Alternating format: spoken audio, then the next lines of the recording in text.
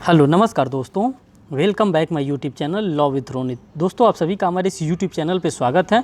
साथियों आज हम बात करेंगे बिहार जुडिशरी के बारे में, और बिहार जुडिशरी का जो मेजर सेगमेंट होता है साथियों उसी को हम डील करते हुए यहाँ पे चलेंगे। उससे रिलेटेड जो भी हमारे एमसीक्यू बन सकते हैं उन सभी एमसीक्यूज़ को हम यहाँ पे डील करेंगे।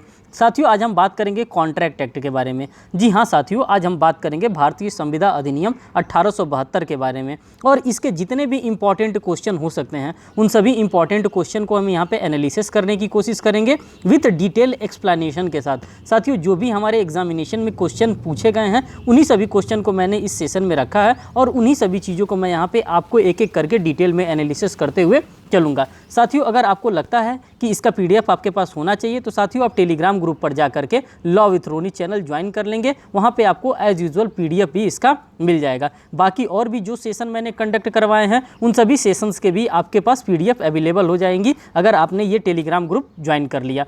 साथियों हम बात करते हैं भारतीय संविदा अधिनियम, जिसको कि हम लोग इंडियन कॉन्ट्रैक्ट एक्ट 1872 के नाम से जानते हैं। साथियों जब हम इसकी बात करते हैं तो ये किस प्रकार का होता है, कैसा होता है, इसमें कितने टोटल चैप्टर्स दिए गए हैं, कितने टोटल सेक्शंस दिए गए हैं, इन सभी चीज़ों के बारे में मैं एक एक करके आपको एनालिसिस करता हुआ चलूँगा। साथियों अगर हम बात करते हैं कि इसमें टोटल कितने चैप्टर दिए हैं तो साथियों अगर इनिशियल स्टेज की बात करते हैं तो इसमें टोटल 11 चैप्टर्स दिए गए हैं। कितने चैप्टर दिए गए हैं साथियों? 11 चैप्टर दिए गए हैं। और अगर हम सेक्शंस की बात करते हैं तो पूरा हमको 239 धाराएँ इसके अंतर्गत दिया गया है। कितनी धाराएँ दिए गए हैं साथियों? तो 239। अब आप इसमें कहेंगे कि इतना बड़ा ये एक्ट है, और साथ साथ मैं आपको ये भी बता देना चाहता हूँ कि जो 239 धाराएं आपको दिया गया है ये धारा क्या है साथियों? इस धारा में से आपको काफ़ी चीज़ों को क्या कर दिया गया? रिपील्ड कर दिया गया। 239 मीन्स कि जो 239 धारा है आपका वो लेकर के 266 तक जाता है।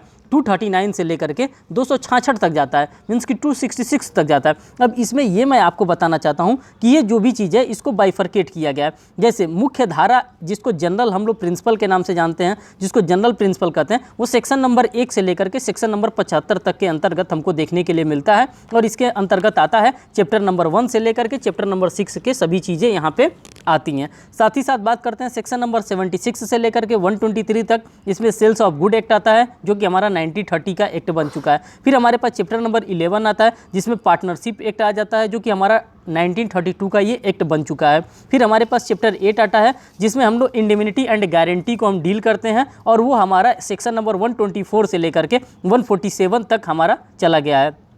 फिर हमारे पास इंडियन कॉन्ट्रैक्ट एक्ट में चैप्टर नंबर 9 आता है जो कि बेलमेंट से डील करता है, सेक्शन नंबर 148 से लेकर के 171 तक। और चैप्टर 10 आता है साथियों एजेंसी से जो डील करता है, सेक्शन नंबर 182 से लेकर के 239 के बीच में हमको ये 238-239 के बीच में हमको ये डील करता है। तो आप लोगों को मोटा मोटा एक आइडिया मिल गया, एक ब्रीफिंग आपको मिल गई कि हाँ इंडेक्स बेस्ड क्या होता है और इंडेक्स बेस्ड क्वेश्चन कहाँ से आता है। तो ये सारी चीज़ों को आपने देख लिया। अब साथियों इस पे हम बात करेंगे कि ये आपके लिए रेलेवेंट कैसे होगा, यहाँ से क्वेश्चन आपके एग्जामिनेशन में कैसे बनते हैं, इन सभी चीज़ों को एक एक एनालिसिस करते हुए हम चलेंगे। देखिए जो कह रहा है कि अध्याय मीन्स कि अध्याय 1 धारा 1 से लेकर के धारा 9 तक के बीच के जितने भी क्वेश्चन बन सकते हैं उन सभी क्वेश्चंस को यहाँ पे मैंने रखने का प्रयास किया। अब एक एक क्वेश्चंस को यहाँ पे आप एनालिसिस करते हुए चलिए।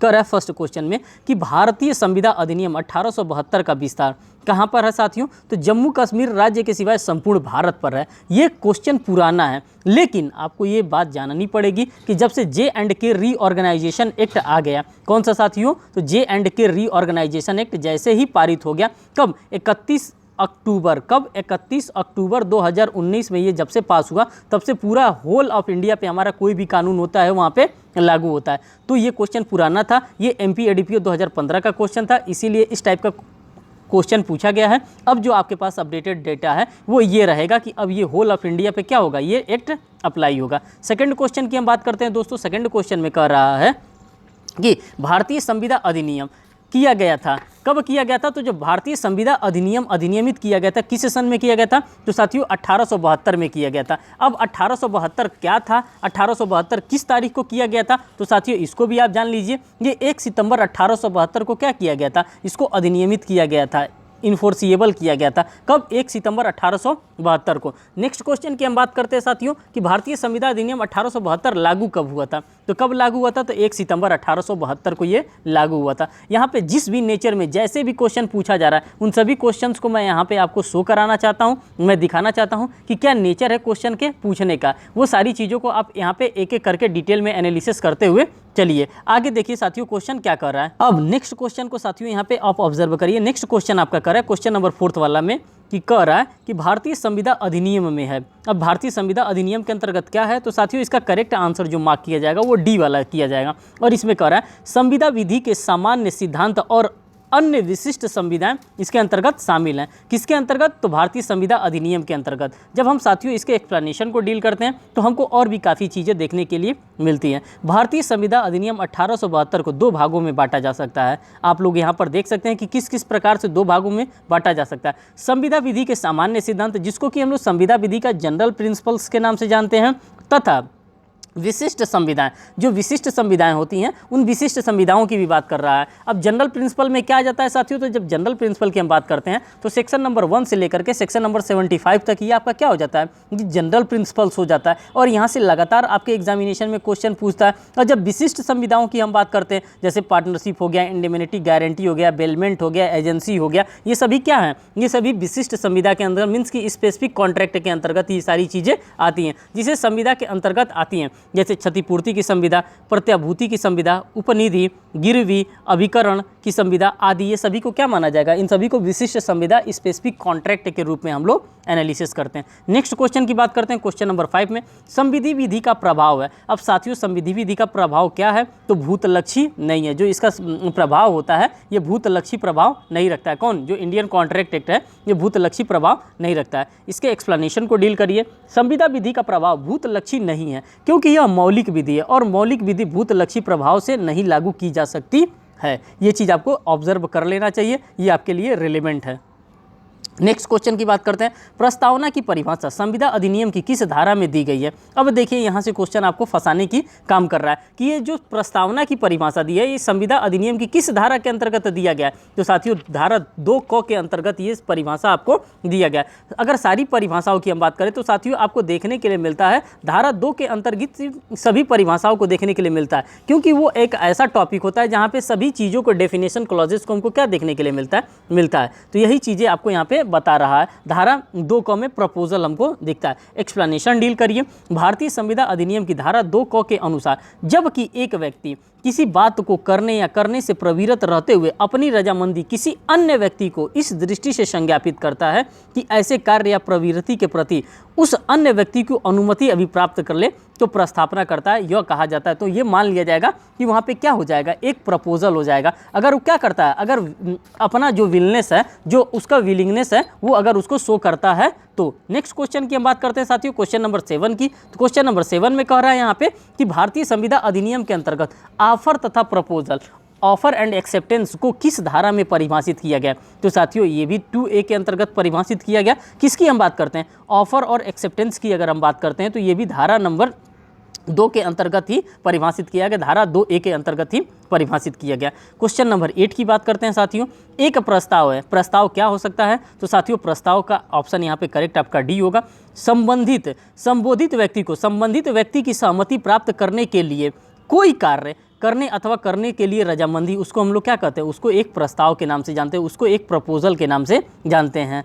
ठीक, ये बात आपको समझ में आ गया होगा। नेक्स्ट क्वेश्चन की हम बात करते हैं साथियों क्वेश्चन नंबर 9 पे। क्वेश्चन नंबर 9 कह रहा है कि निम्नलिखित में से कौन सा वैध प्रस्ताव का आवश्यक तत्व नहीं है? मीन्स कि जो वैध प्रस्ताव होता है उसका आवश्यक तत्व किसको हम नहीं मानते हैं? तो साथियों यहाँ पे डी वाला आपका करेक्ट आंसर मार्क किया जा रहा है। कर रहा है यह किसी विशिष्ट व्यक्ति को किया जाना है, सभी व्यक्तियों को नहीं किया जा सकता है। ये जो प्रस्ताव होता है किसी विशिष्ट व्यक्ति को किया जाता है, सभी व्यक्ति को नहीं किया जा सकता है। जैसे कि आप यहाँ पर देख भी सकते हैं इसके एक्सप्लेनेशन में कह रहा है कि भारतीय संविदा अधिनियम की धारा 2 क के परिभाषा में प्रस्ताव विनिर्दिष्ट व्यक्ति अथवा जनसाधारण किसी को भी किया जा सकता है। निविदा, इनाम की विज्ञप्ति आदि का प्रस्ताव सर्वसाधारण के लिए किए जाते हैं, जिसमें कार्लिल बनाम कार्बोलिक स्मोक बॉल कंपनी का एक मामला आया था और ये मामला आपके लिए बहुत ही रेलिवेंट मामला है क्योंकि यहाँ से क्वेश्चन बार बार पूछे जाते हैं। उसको जनरल ऑफर की कैटेगरी के अंतर्गत रखा गया था। किसको रखा गया था साथियों?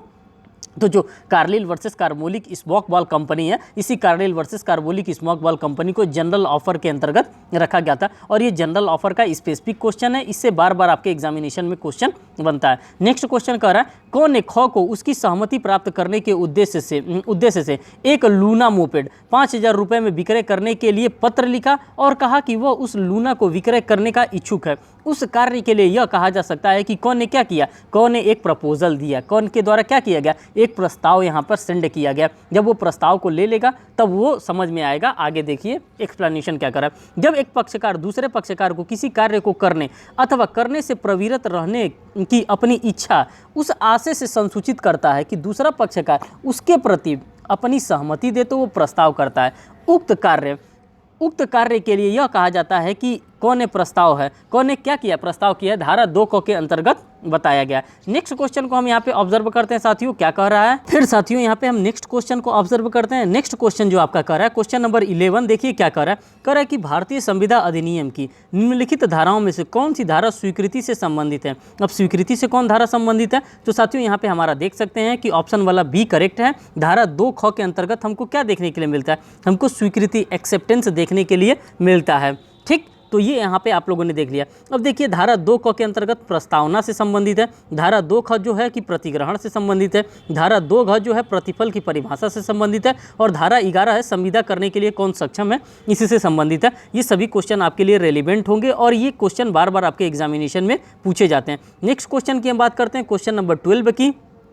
तो जब किसी प्रस्तावना का प्रतिग्रहण कर लिया जाता है तो वचन बन जाता है। यह परिभाषा दी गई है, तो ये परिभाषा कहाँ दी गई है साथियों, तो धारा 2 के ख के अंतर्गत ये परिभाषा आपको देखने के लिए मिलता है और इसको कहा जाता है धारा 2 के एक्सेप्टेंस बिकम अ प्रॉमिस। यहाँ पे एक्सेप्टेंस आपका क्या बन जाता है, एक प्रॉमिस का रूप धारण कर लेता है, जबकि वह व्यक्ति जिससे प्रस्थापना की जाती है उसके प्रति अपनी अनुज्ञप्ति संज्ञापित करता है तो वह प्रस्थापना प्रतिग्रहित कही जाती है। प्रस्थापना प्रतिग्रहित हो जाने पर वचन बन जाता है, धारा 2 ख के अंतर्गत ये आपको देखने के लिए मिल रहा है। नेक्स्ट क्वेश्चन की बात करते हैं क्वेश्चन नंबर 13, सही उत्तर को इंगित कीजिए। एक स्वीकृति प्रस्थापना, जो एक स्वीकृत प्रस्थापना है ये क्या होता है साथियों, तो जो ये स्वीकृत प्रस्थापना होता है एक प्रकार का ये वचन होता है और वचन के अंतर्गत इसको शामिल किया जाता है। नेक्स्ट क्वेश्चन को हम डील करते हैं क्वेश्चन नंबर 14 में। तो क्वेश्चन नंबर 14 में कह रहा है कि भारतीय संविदा अधिनियम की धारा 2B के अनुसार एक अनुबंध है। ये कैसा अनुबंध है, कुछ करने के लिए एक वचन है। क्या करने के लिए, तो कुछ करने के लिए एक वचन के अंतर्गत इसको शामिल किया जाता है और इसको हम क्या कहते हैं, इसको हम लोग प्रॉमिस कहते हैं। नेक्स्ट क्वेश्चन नंबर 15 की बात करता है कि सही उत्तर बताइए। एक वचन है, वचन क्या हो सकता है, तो साथियों जो वचन हो सकता है एक स्वीकृति प्रस्ताव है। ये जो वचन होता है एक स्वीकृत प्रस्ताव के अंतर्गत इसको शामिल किया जाता है। नेक्स्ट क्वेश्चन नंबर 16 की बात करते हैं। तो 16 में कह रहा है कि प्रस्थापना प्रतिगृहित हो जाने पर इसको क्या कहा जाता है, जब प्रस्थापना प्रतिगृहित हो जाता है तो ये वचन हो जाता है। यहाँ पे कह रहा है when acceptance become a promise, जब accept a proposal when accept become a promise, जब कोई प्रपोजल को क्या किया जाता है, एक्सेप्ट कर लिया जाता है तो वो आपके लिए क्या बन जाता है, वो आपके लिए एक प्रॉमिस का रूप धारण कर लेता है। नेक्स्ट क्वेश्चन नंबर 17 की हम बात करते हैं साथियों। तो कह रहा है निम्न में से कौन सा वाक्य सही नहीं है। अब कौन सा यहाँ पे वाक्य कह रहा है कि सही नहीं है, तो यहाँ पे ए वाला जो है यहाँ पे मार्क किया जा रहा है और एमपी एडीपीयू में एमपी एपीयू के अंतर्गत ये क्वेश्चन पूछा गया था। ये वाक्य सही नहीं है। मौखिक स्वीकृति ही वैध स्वीकृति होती है, ये डेफिनेटली गलत आपका सेंटेंस है। स्वीकृति लिखित होनी चाहिए, ये भी बात सही नहीं कह रहा है कि क्या हमेशा जब स्वीकृति आप देंगे तो लिखित देंगे, मौखिक भी आप स्वीकृति दे सकते हैं, लेकिन जब आप इसके एक्सप्लेनेशन को डील करेंगे तो देखिए क्या कर रहा है। भारतीय संविदा अधिनियम 1872 की धारा 2 ख के अनुसार प्रस्थापना की स्वीकृति प्रतिग्रहण मौखिक या लिखित शब्दों द्वारा या किसी अन्य कार्य द्वारा हो सकती है। प्रस्थापना की स्वीकृति को संसूचित किया जाना चाहिए, चाहे स्वीकृतिकर्ता द्वारा या उसके प्राधिकृत अभिकर्ता द्वारा, या तो स्वीकृतिकर्ता के द्वारा या इसको स्वीकृत किया जाना चाहिए या किसी अभिकर्ता के द्वारा उसके स्वीकृत किया जाना चाहिए। यदि प्रस्थापना में प्रतिग्रहण की संसूचना का कोई ढंग बताया गया हो तो संसूचना उसी ढंग से होनी चाहिए, अर्थात विहित रीति में।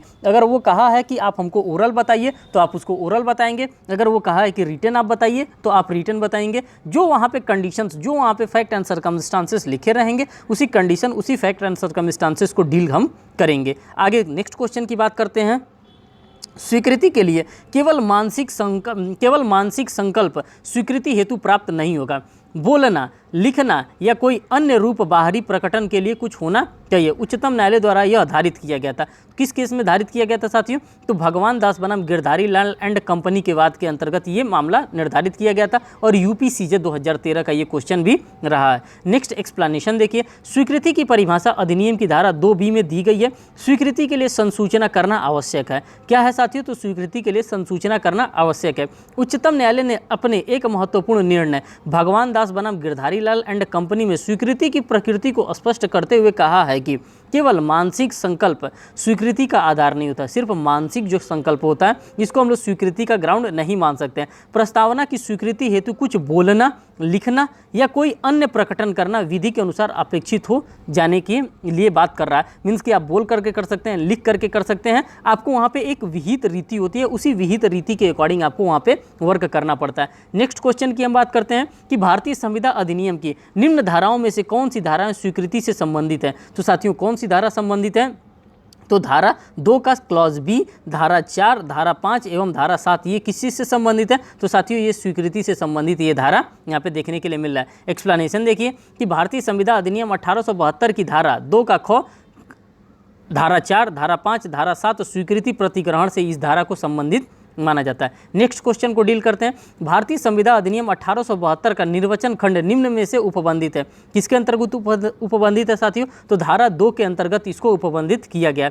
एक्सप्लेनेशन देखिए कि भारतीय संविदा अधिनियम 1872 की धारा 2 निर्वचन खंड है। क्या है साथियों? तो धारा 2 के अंतर्गत हमको डिफरेंट काइंड्स ऑफ हमको इंटरप्रिटेशन क्लॉजेज हमको देखने के लिए मिला जाता है, जिसको डेफिनेशन क्लॉजेज कहिए, इंटरप्रिटेशन क्लॉजेज कहिए, यही सभी चीज़ों को इंटरप्रिटेशन क्लॉजेज कहा जाता है।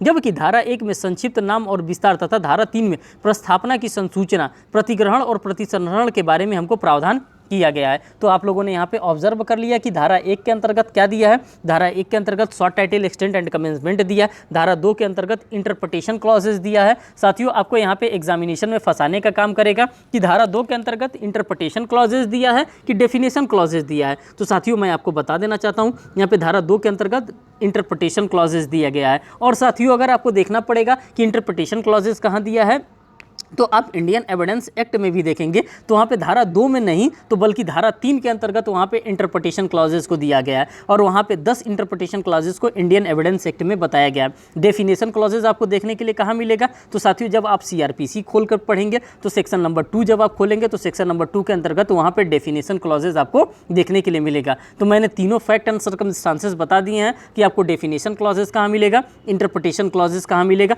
और यहाँ से क्वेश्चन आपको दे करके फंसाने का कोशिश करेगा कि आप बताइए डेफिनेशन क्लॉजेज है कि ये इंटरप्रिटेशन क्लॉजेज है। जब आप कंफर्म नहीं रहेंगे तो आप कंफ्यूज हो जाएंगे कि ये डेफिनेशन क्लॉजेज है कॉन्ट्रैक्ट एक्ट में सेक्शन 2 में कि इंटरप्रिटेशन क्लॉजेज है। तो आज से ध्यान रखिएगा कि वो इंटरप्रिटेशन क्लॉजेज है। नेक्स्ट क्वेश्चन की बात करते हैं। क्वेश्चन नंबर 21, कौन सा कथन सत्य है? अब कौन सा कथन सत्य है? तो प्रत्येक वचन एक करार है, इसको सत्य माना गया। व्याख्या देखिए, भारतीय संविदा अधिनियम 1872 की धारा 2 ख के अनुसार प्रस्थापना स्वीकृति हो जाने पर वो क्या हो जाता है? वो एक प्रकार का वचन बन जाता है। नेक्स्ट क्वेश्चन की हम बात करते हैं साथियों। नेक्स्ट क्वेश्चन में कर रहा है क्वेश्चन नंबर 22 में कि हर एक वचन और ऐसे वचनों का हर एक संवर्ग जो एक दूसरे के लिए प्रतिफल हो, इसको क्या कहा जा सकता है? तो साथियों इसको करार कहा जाता है। इसी को हम लोग क्या कहते हैं? एक एग्रीमेंट, एक करार के रूप में हम लोग देखते हैं। नेक्स्ट क्वेश्चन की हम बात करते हैं। क्वेश्चन नंबर 23 में वचन के तत्वों की संख्या होती है। तो साथियों वचन के तत्वों की कितनी संख्या होती है? तो वचन के तत्वों की 2 संख्या होती है यहाँ पे।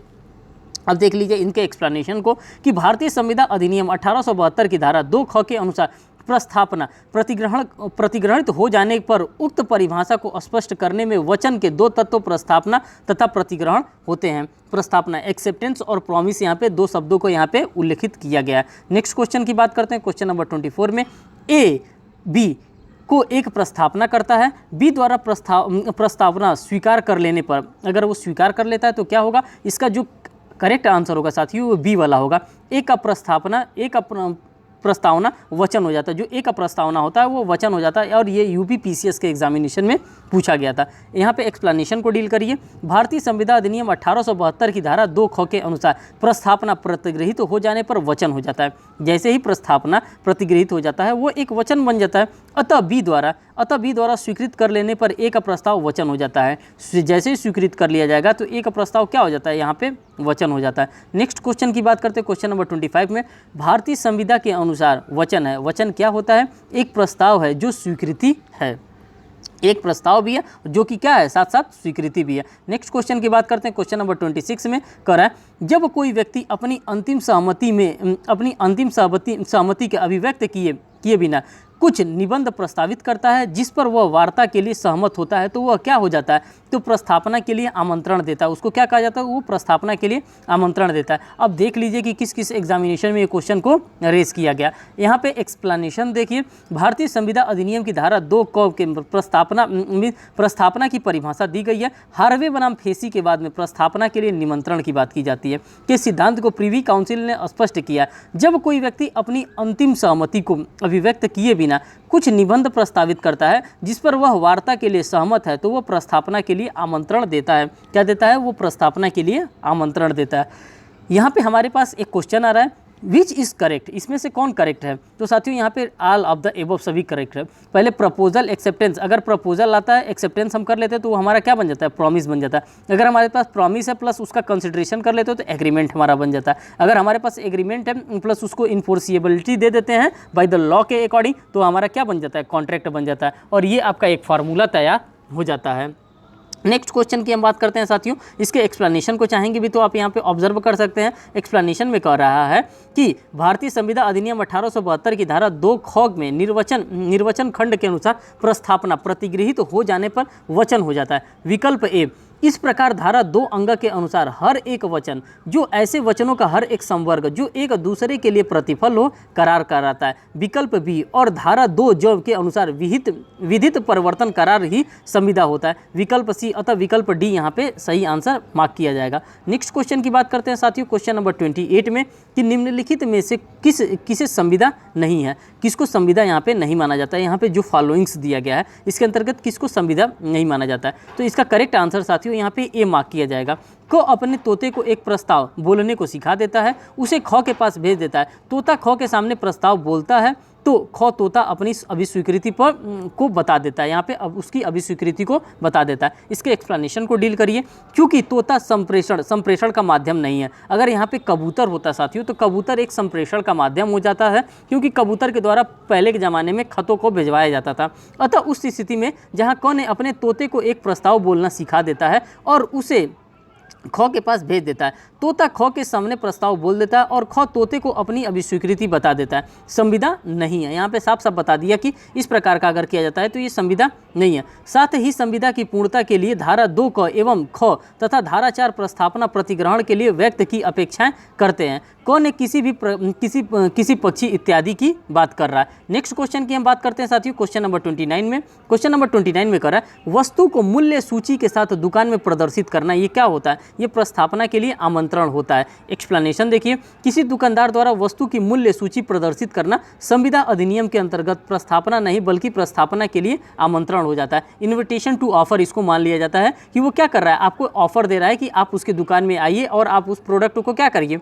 परचेस करिए। नेक्स्ट क्वेश्चन की हम बात करते हैं साथियों। कर दुकान के शोकेस में प्रदर्शित कीमत की स्लिप लगाना मात्र ही क्या हो जाता है? तो ये हो जाता है प्रस्तावना के लिए आमंत्रण हो जाता है। नेक्स्ट क्वेश्चन की हम बात करते हैं। भारतीय संविदा अधिनियम के अंतर्गत किसी दुकान में विक्रय के लिए प्रदर्शित सामग्री पर लगा मूल्य पर्चा क्या होता है साथियों? तो प्रस्तावना के लिए आमंत्रण मात्र माना जाता है और इसको यही देखा जाता है। देखिए यहाँ पे दिया है menu card in a hotel is, ये क्या होता है साथियों? ये इन्विटेशन टू ऑफर होता है। अगर कोई भी होटल में हम जाते हैं वहाँ पे हमको मेनू कार्ड शो किया जाता है तो वो इन्विटेशन टू ऑफर होता है। इसलिए इन्विटेशन टू ऑफर होता है कि हम क्या करते हैं, हम उसको ऑफर देते हैं कि भाई ये तुम प्रोडक्ट हमारे लिए क्या करो, लेकर के आओ। नेक्स्ट क्वेश्चन की हम बात करते हैं। निम्नलिखित में से कौन सा प्रस्थापना की कोटि में आता है? किसको हम लोग प्रस्थापना की कोटि में मानते हैं? तो इसका करेक्ट आंसर साथियों ए होगा। जनता को पुरस्कार की घोषणा ये क्या होता है? ये प्रस्थापना की कोटि में आता है। एक्सप्लेनेशन को देखिए, विक्रय के बारे में समाचार पत्र में विज्ञप्ति स्थापना की आमंत्रण है, जबकि जनता को किसी कार्य के लिए पुरस्कार की घोषणा सामान्य प्रस्थापना है।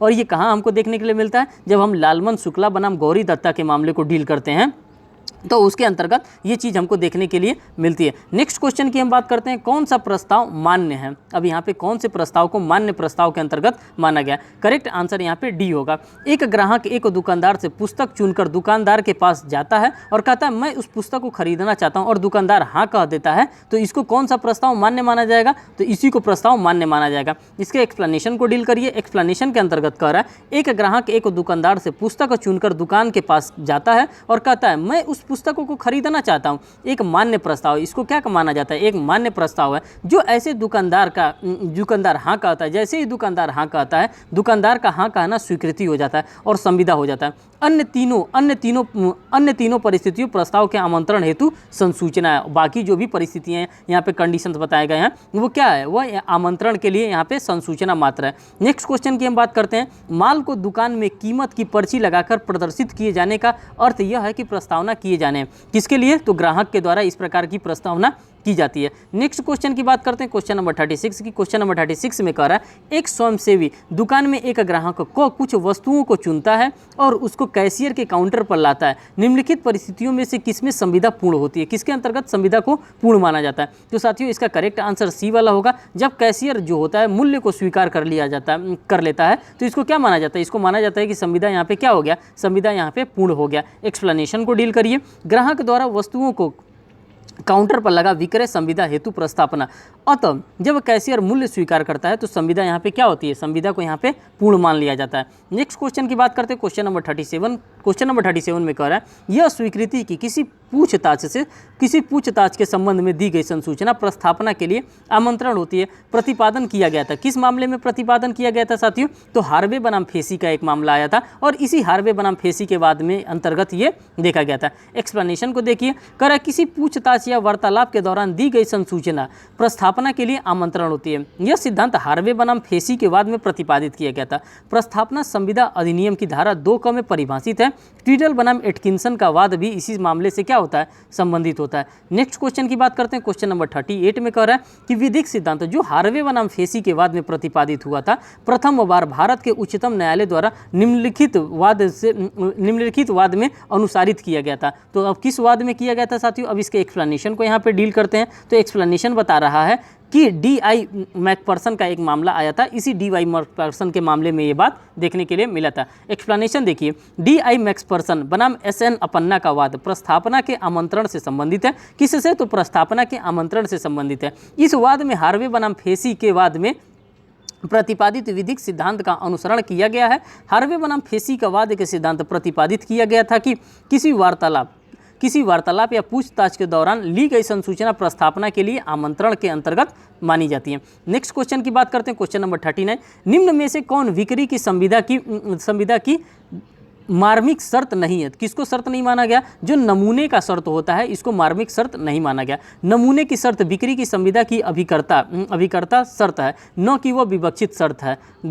नेक्स्ट क्वेश्चन की बात करते हैं, क्वेश्चन नंबर 40 में कह रहा है कि निम्नलिखित में से कौन सा प्रस्थापना के आमंत्रण से संबंधित है। तो कौन यहाँ पे प्रस्थापना के आमंत्रण से संबंधित है, तो साथियों यहाँ पे एक मामला आता है हार्वे बनाम फेसी का और यही हार्वे बनाम फेसी का मामला यहाँ पे संबंधित है। एक्सप्लेनेशन को डील करिए। हार्वे बनाम फेसी का वाद प्रस्थापना के लिए आमंत्रण से संबंधित है, जबकि अन्य निम्नवत संबंधित है।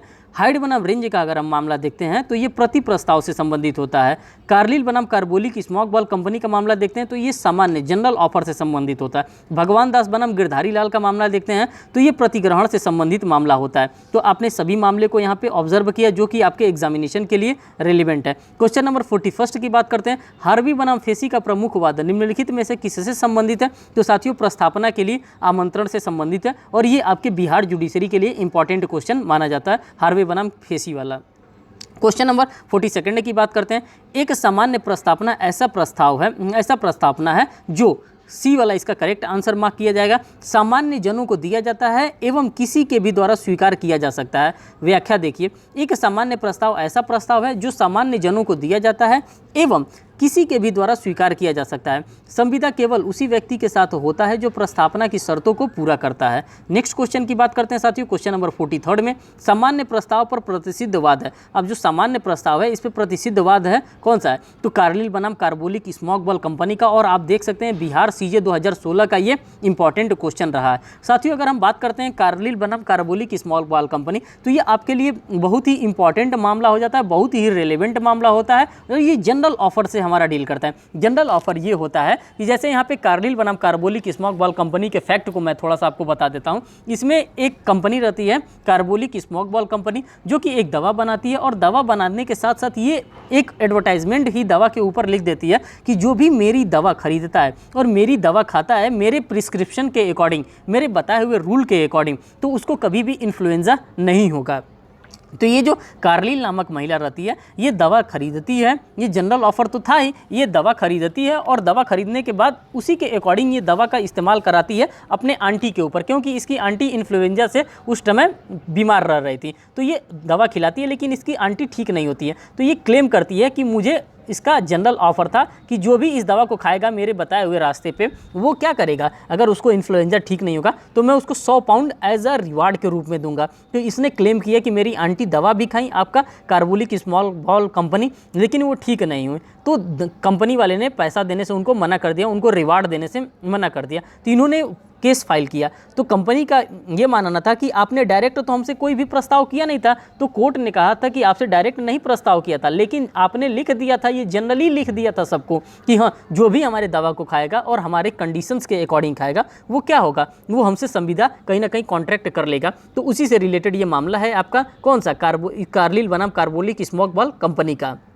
नेक्स्ट क्वेश्चन की बात करते हैं, निम्नलिखित में से कौन सा वाद सामान्य प्रस्तावना से संबंधित है। तो साथियों कार्लिल बनाम कार्बोलिक स्मॉक बॉल कंपनी बहुत ही रेलिवेंट मामला है, बार बार आपको देखने के लिए मिलेगा। नेक्स्ट क्वेश्चन की बात करते हैं, सामान्य प्रस्तावना के मामले में संसूचना देना आवश्यक नहीं होता यदि प्रस्तावक ने अपेक्षा न की हो। ऐसा निर्णय दिया गया है, कब दिया गया है, कार्लिल बनाम कार्बोलिक स्मॉक बॉल कंपनी के अंतर्गत ही दिया गया। यहाँ पे भी आप ऑब्जर्व कर सकते हैं। नेक्स्ट क्वेश्चन की हम बात करते हैं साथियों। नेक्स्ट क्वेश्चन में कर क्वेश्चन नंबर 46 में कि कार्लिल बनाम कार्बोलिक स्मॉक बॉल कंपनी का वाद संबंधित है, किससे संबंधित है, तो प्रस्तावना स्वीकृति प्रतिफल एवं बाजी के करार से संबंधित है। ये सभी मामलों से क्या होता है, ये संबंधित होता है कौन, कार्लिल बनाम कार्बोलिक स्मॉक बॉल कंपनी। यहाँ पे आगे देखिए साथियों करा, प्रस्तावना दो प्रकार की होती है, एक सामान्य प्रस्तावना होती है और एक विशिष्ट प्रस्तावना होती है। जो मैंने आपको बताया है कि जनरल ऑफर के अंतर्गत इसको क्या किया जाता है, डील किया जाता है। और स्पेसिफिक ऑफर के अंतर्गत अगर हम बात करते हैं तो किसी भी चीज़ को स्पेसिफिक किसी व्यक्ति से ही क्या किया जाता है, डील किया जाता है। यही इसका है मेन जिस्ट जो था, मैंने आपको यहाँ पे डील करा दिया। क्वेश्चन नंबर 47 की हम बात करते हैं, भारत संघ बनाम मधाला थया का वाद एक उदाहरण वाद है, किससे संबंधित है, अस्थायी प्रस्ताव के रूप से ये संबंधित वाद है। भारत संघ बनाम मदाला थया 1964 का वाद अस्थायी स्टैंडिंग ऑफर पर आधारित है। अस्थायी प्रस्ताव टेंडर का ही रूप होता है। यह कुछ वस्तुओं के लिए निश्चित समय तथा किन्हीं निश्चित मूल्य पर अर्पित पर आपूर्ति को प्रस्ताव पर होता है। यह निरंतर प्रकृति का प्रस्ताव माना जाता है। किसका माना जाता है, तो निरंतर प्रकृति का एक प्रस्ताव के अंतर्गत माना जाता है। नेक्स्ट क्वेश्चन की बात करते हैं, क्वेश्चन नंबर 48 वाले में कि निम्न में से कौन सा वचनदाता नहीं होता है। तो कौन वचनदाता नहीं होता है, इसका करेक्ट आंसर डी होगा। व्यक्ति जो निविदा मांगता है, यह यदि ठेकेदार ने निविदा जमा किया हो तो इसको नहीं माना जाएगा। नेक्स्ट क्वेश्चन की हम बात करते हैं साथियों, इसके एक्सप्लेनेशन को देखिए। निविदा के आमंत्रण में निविदा जमा करने वाला ठेकेदार वचनदाता होता है तथा व्यक्ति जो निविदा मांगता है वचन ग्रहीता होता है। अतः व्यक्ति जो निविदा मांगता है यदि ठेकेदार ने निविदा जमा कर दिया हो तो वचनदाता नहीं होगा। अतः विकल्प डी यहाँ पे सही उत्तर इसका मार्क किया जाएगा। नेक्स्ट क्वेश्चन की बात करते हैं, क्वेश्चन नंबर 49 में कह रहा है कि टेंडर क्या है। टेंडर क्या होता है, तो साथियों प्रस्ताव के लिए आमंत्रण होता है। जो टेंडर होता है ये प्रस्ताव के लिए आमंत्रण होता है। और आप देख सकते हैं बिहार सीजे 2016 का ये क्वेश्चन भी रहा है। एक्सप्लेनेशन देखिए, टेंडर प्रस्ताव के लिए आमंत्रण है। स्पेंसर बनाम हार्डिंग का ये मामला है। टेंडर द्वारा अन्य व्यक्तियों को इस प्रयोजन को की सूचना दी जाती है।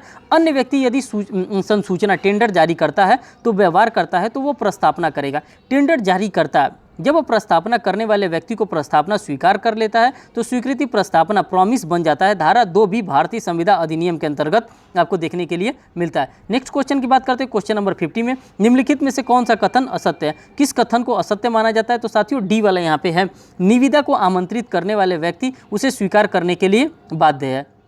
इसके एक्सप्लेनेशन को डील करिए। एक्सप्लेनेशन में कह रहा है कि संविदा अधिनियम की धारा 2 ज के अनुसार वे करार जो विधि द्वारा प्रवर्तनीय संविदा कहलाएंगे। अतः प्रत्येक संविदा एक करार होता है, किंतु प्रत्येक करार संविदा हो यह आवश्यक नहीं है। पहली बात बता दिया। सेकंड में कह रहा है कार्लिल बनाम कार्बोलिक स्मॉक बॉल कंपनी के बाद में यह स्थापित किया गया कि संविदा करने के आशय का मापदंड व्यक्तिनिष्ठ नहीं अपितु वस्तुनिष्ठ होना चाहिए। थर्ड कह रहा है धारा 4 के अनुसार स्वीकृति की संसूचना पूर्ण हो जाती है जब वो प्रस्तावक को संसूचित कर दी जाए या उसके ज्ञान में आ जाए। फोर्थ कह रहा है निविदा को आमंत्रित करना तथा प्रस्ताव करने में अंतर होता है। निविदा आमंत्रित करना प्रस्ताव का आमंत्रण होता है, जिसमें संसूचना प्रस्ताव आमंत्रित करके दे दी जा सकती है। प्रस्तावना के आमंत्रण की स्वीकृति करना आमंत्रण करने वाले पर कोई बाध्यकारी प्रभाव नहीं रखता है। तो साथियों आप लोगों ने देखा कि यहाँ पे जो भी था मैंने 50 क्वेश्चन आप लोगों के लिए लेकर के आया हूँ इंडियन कॉन्ट्रैक्ट एक्ट से रिलेटेड। साथियों इसको अगर आप लोग लाइक करते हैं, अगर आप लोग इसको शेयर करते हैं, अगर आप लोगों का प्यार आता है इस वीडियो के प्रति, तो मैं नेक्स्ट सेशन भी आप लोगों के लिए डेफिनेटली लेकर के आऊँगा जो कि आपका इंडियन कॉन्ट्रैक्ट एक्ट से रिलेटेड होगा। और साथियों सेक्शन नंबर अब 10 से लेकर के सेक्शन नंबर 35 के बीच में जितने भी क्वेश्चन बनते हैं उन सभी क्वेश्चंस को मैं आपके लिए लेकर के आऊँगा। जहाँ तक हो सके आपके बिहार जुडिशरी के लिए प्रिपरेशन के लिए मैं आपका हेल्प करूँगा। साथियों आपसे बस एक रिक्वेस्ट है, आप इस वीडियो को ज़्यादा से ज़्यादा लोगों तक शेयर करें। अगर आप इस वीडियो को वॉच भी करते हैं तो डिटेल में पूरा यहाँ पे इसको वॉच किया करिए, जिससे कि आपको पूरा इसका फ़ायदा मिल सके। धन्यवाद साथियों वीडियो को वॉच करने के लिए।